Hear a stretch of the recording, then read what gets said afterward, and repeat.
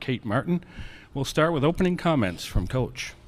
Yeah, I'm just extremely grateful for this group of young women we have. They're just amazing. You know, everybody at the beginning of the year kept saying, oh, you know, Iowa lost so much. They lost all this offense and 2 starters, and everybody kept focusing on that, and we kept focusing on what we had. And even when we had an injury with Molly Davis going out of the lineup, you know, Sid just came in there seamlessly, and I'm really just proud of this group. They kept the focus all the time on us, and I'm really I couldn't be more happy for such a great group of young women than this. So, thank you. We'll open it up now for questions for the student athletes. Start in the front. Doug Feinberg, the AP. Caitlin, to get back to the Final Four again, to beat the team that knocked you guys out last year, what does it mean to have Iowa in the spot to still be playing a chance to win a national championship? Yeah, like you said, I feel like, you know, it's amazing to be back in the Final Four. It's so hard to get there, especially with this region and how loaded this region was. But, you know, we told ourselves we're the 1 seed for a reason. You know, we've earned this. We deserve to be in these moments. We're prepared for these moments. But I think we came out here and, you know, our second and third quarters, we played really, really good basketball. And LSU's a really good team. They're hard to guard. They're such good one-on-one players. You know, they break you down. They make tough shots. They killed us on the glass.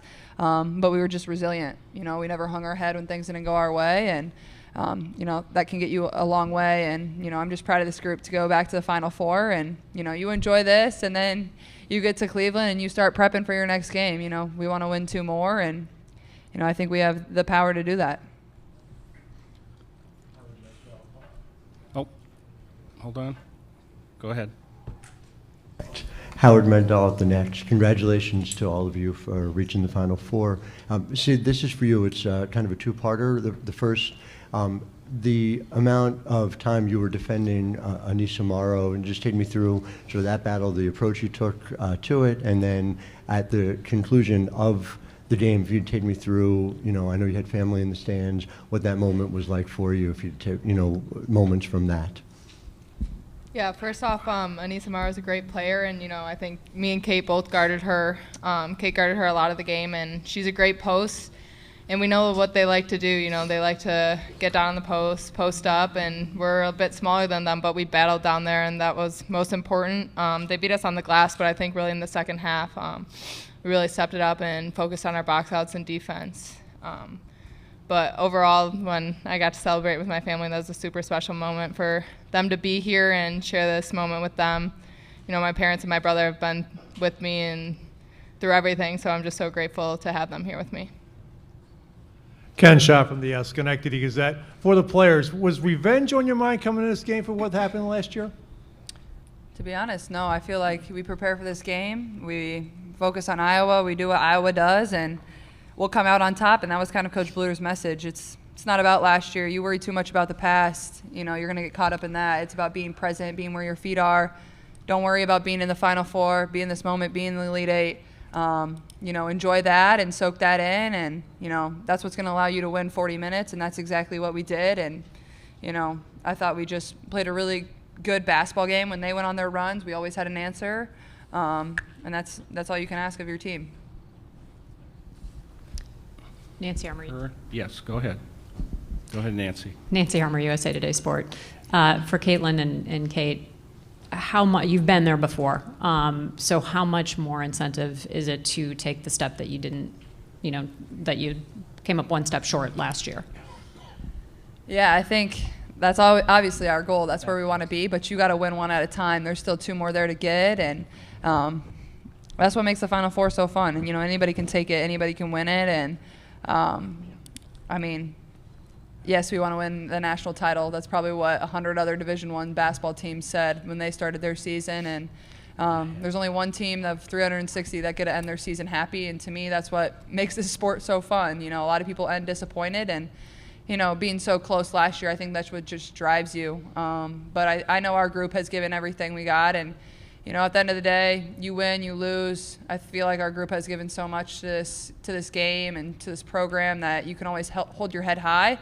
But I think at the same time, that's the reason we have been able to play such good basketball is we don't want this to end, and we want to keep coming back and working hard with each other and fighting for 1 more week and, you know, extend it as long as you possibly can, I guess. Chantel Jennings with The Athletic. Caitlin, after your freshman year, the loss to UConn, you said something in the press conference then about, like, you know, I wanted to get to a Final Four. I didn't say it was going to be my freshman year. Thinking back then, like, what was missing in you and that team to make that step, and what is it that you guys have now that you were able to do it twice? Honestly, like, I feel like, well, first of all, we were a young team. We had no experience. Playing with a young point guard, like I was a freshman, and I think the biggest thing has just been like my maturity and being able to move on from things when it doesn't go my way. And I feel like that's what I'm the most proud of over the course of these last 2 games, just being calm, cool, collected, and dialed into what we need to do. I'm not worried about what the other team's doing. I'm not worried about what call the ref is making. I'm worried about what Iowa needs. And you know, when I'm able to do that, I feel like that helps my teammates a lot, and I feel like that's the biggest way that I've grown over the course of the last 2 years. I'm not sure I really even did that my sophomore year, and you know, I've always had the basketball skill. It's just been my mind and, you know, making my mind better, and you know, lucky enough I've had really good teammates that have held me accountable and, you know, also been my biggest fans and been there to support me, you know, the entire way. Jeff Linder, Cedar Rapids Gazette. Caitlin, you had a kind of a no-lose proposition here. Either you were going to go to Cleveland for the Final Four, or you're going to try out for the Olympic team. Just how, you know, how much greater is this than that would have been?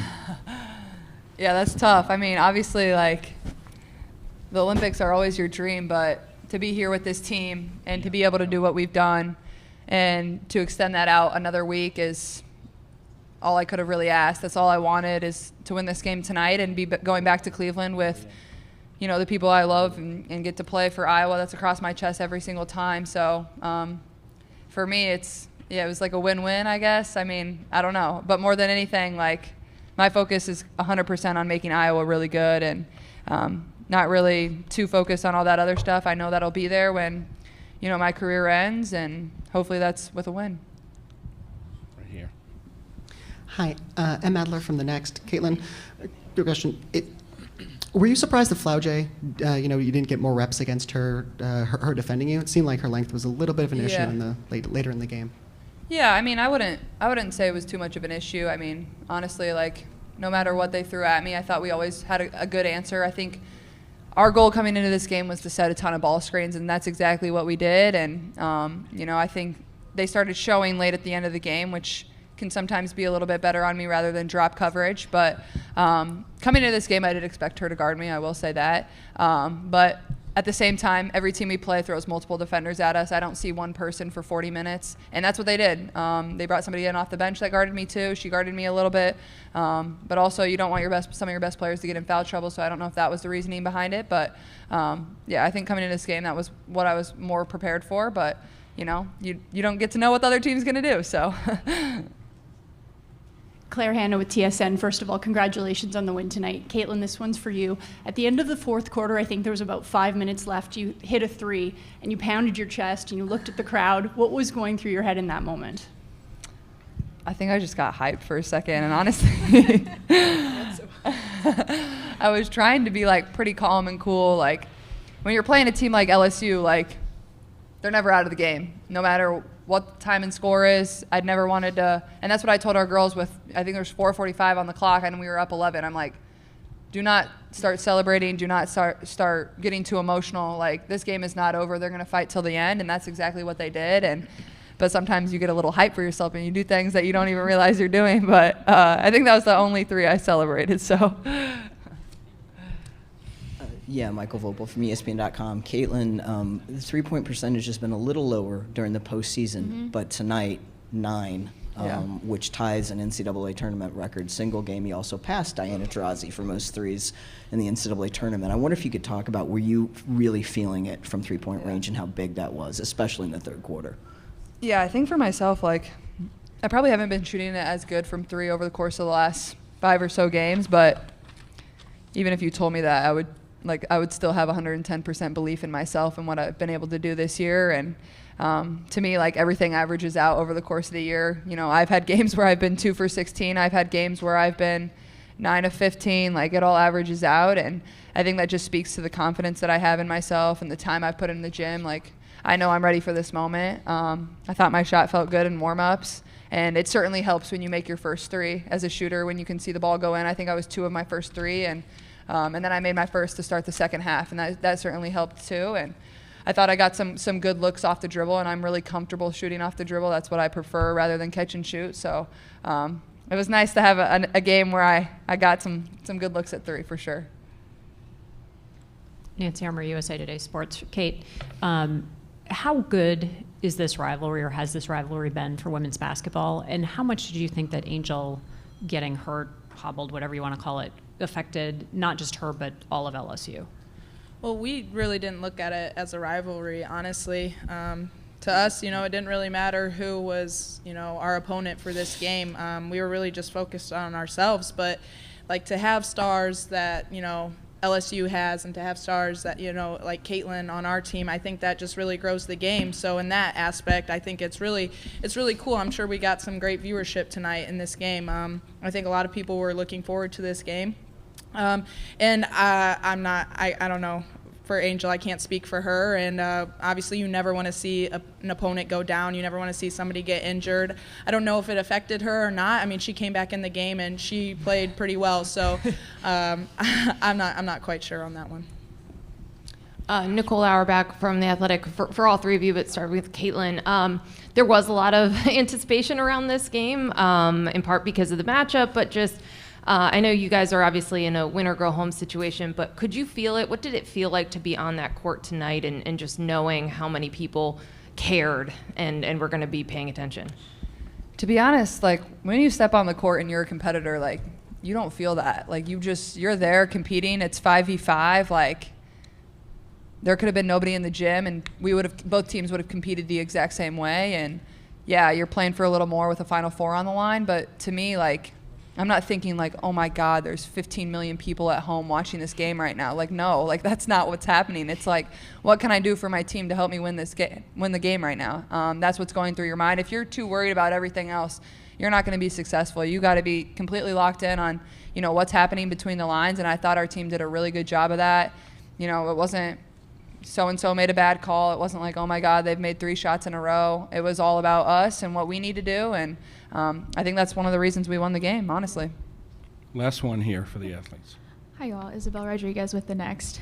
I'm just curious. I mean, Gabby Marshall is not a player whose stats necessarily pop off the page, but I think for anybody who's watching her play, she certainly does. So I'm just wondering if you could speak about her and what she's meant to the program, and especially today. I mean, she played 40 minutes, so.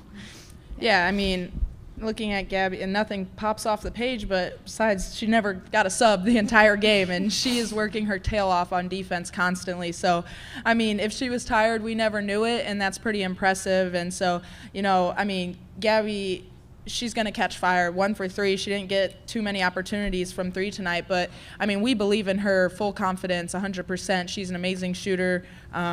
And every single person on our team would say that. And so, she's probably mad that she shot 33% from the field, but I mean, we know we're going to need her in later games. And I'm really proud of the way how she never gives up on the defensive end, even if her, she's not getting all the scoring or all the, glory on the offensive end. So she's meant the world to this team, and she's one of the reasons why we are back to the Final Four again this year.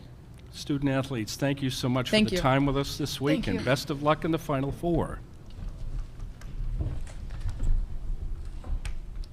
Thank you so much. Thank you. Thank you. We'll now open it up for lots of questions for the coach. Start right here. Front row. To you.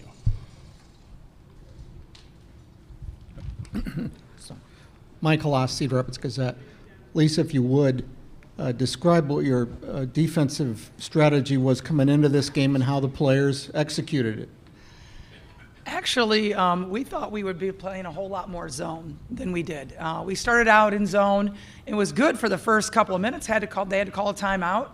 And then we tried trapping in our zone, and that really wasn't working. And after that, we went to our player-to-player defense, and I was so impressed with how hard our players worked in there, especially in the paint. It was, they're a hard group to defend in the paint when you have both Angel and Morrow in there. It's a lot to guard in the paint.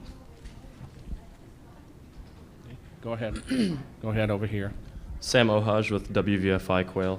The third quarter, you guys were able to pull away. What defensive adjustments were made in the locker room at half that led to the great defensive showing we saw in the third quarter? You know, there wasn't a lot of adjustments that we made. We just talked about how we needed to box out, and we didn't really do that, as you can tell here. But it's ironic, they had 23 rebounds and only 14 second chance points. That's a really low number for 23. But a lot of it was kind of like, you know, just kind of bouncing it off the backboard a couple times to yourself almost. You know, I think when we came out, the game's tied, we come out, Caitlin hits that deep three. And it just gave us a lot of momentum. It just, you know, and then we get a stop and then another score, and all of a sudden, you know, they have to call timeout after 2 minutes again. I just think we started the game and we started the third quarter with a punch, and that really helped us a lot, gave us a lot of confidence on the defensive end. Hey, Coach Doug Feinberg, the AP. I asked you the other day if there are any more wow moments left from Caitlin, and then she drops 41 and 12 today, and again, the regional final, I think she did 41 last year also.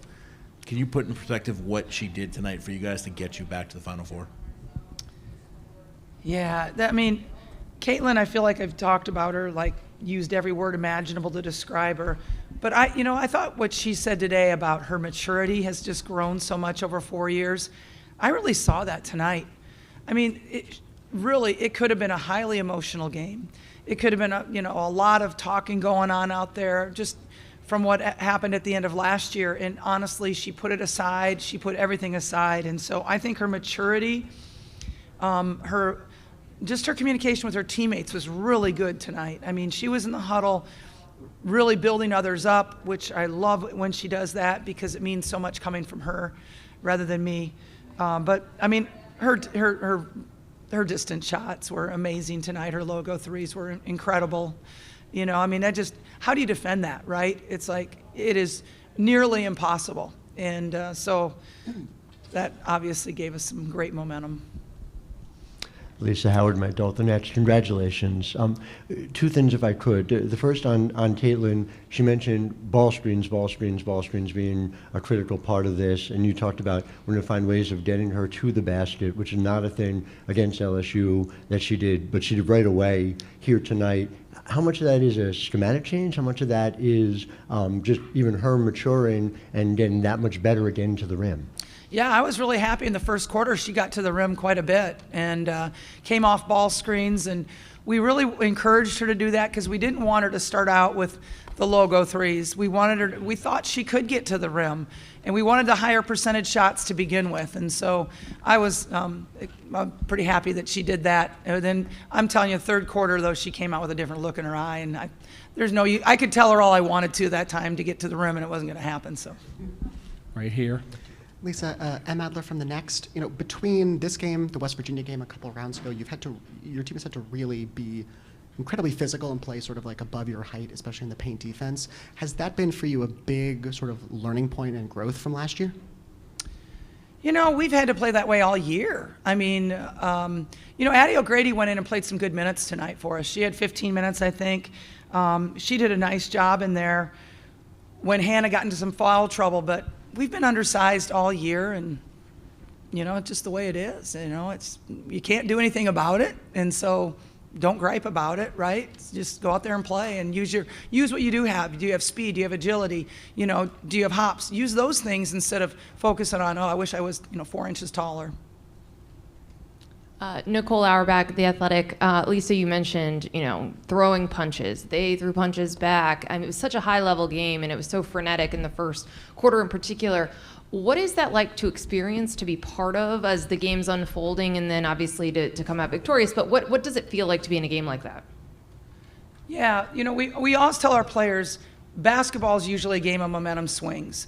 And you got to make yours ride as long as you can and hang on during theirs. And they had a really good momentum swing there in the second quarter, was it? They had a really nice momentum swing. I was just happy that I thought we were going to go up to go into the locker room, and I was thrilled with that. But then we ended up being tied, and we just went in there and said, hey, we got 20 more minutes. They were very locked in at halftime. There was a lot of belief in that locker room. There really was.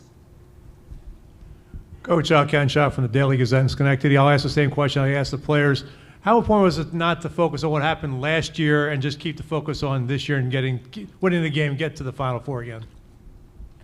I can tell you, we didn't talk about last year's game at all. We did not talk about it at all. It just wasn't important to us. That was last year, different teams, different scenario.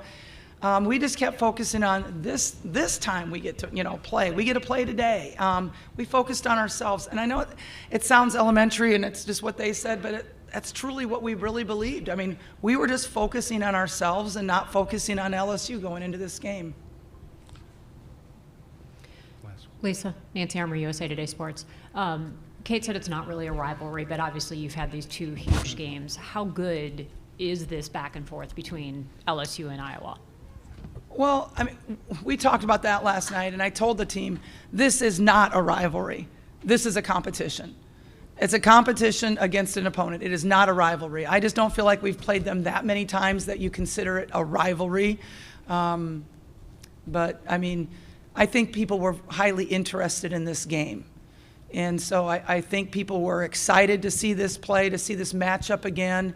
So I think that was there, the excitement around the game, but it certainly wasn't one that we feel like is a rivalry. It was just going out to compete. Last one here. Hey, Coach. Isabel Rodriguez with The Next. I just, to bring it back to Gabby Marshall, I mean, for you, from the coaching perspective, I mean, it's different to when you're like a teammate to have somebody who's that consistent, but for you as a coach, like, what does it mean to have somebody who can go out there and put 40 minutes on the floor the way that she does so consistently and with so much energy? I'm so glad that you noticed her, because I think she doesn't get enough credit for how hard she plays. First of all, yes, she is a sniper. She shoots 1 out of 3 tonight. It's 50% adjusted.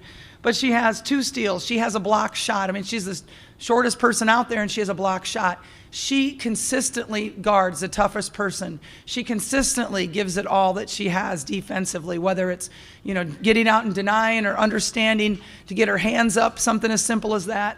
She is a great defensive player, and I'm so proud of her effort, and I'm glad that you recognize that as well. So thank you. Coach, thank you for your time with us this week, and best of luck in Cleveland. Yeah, thank you. Thank you, everyone, and safe travel.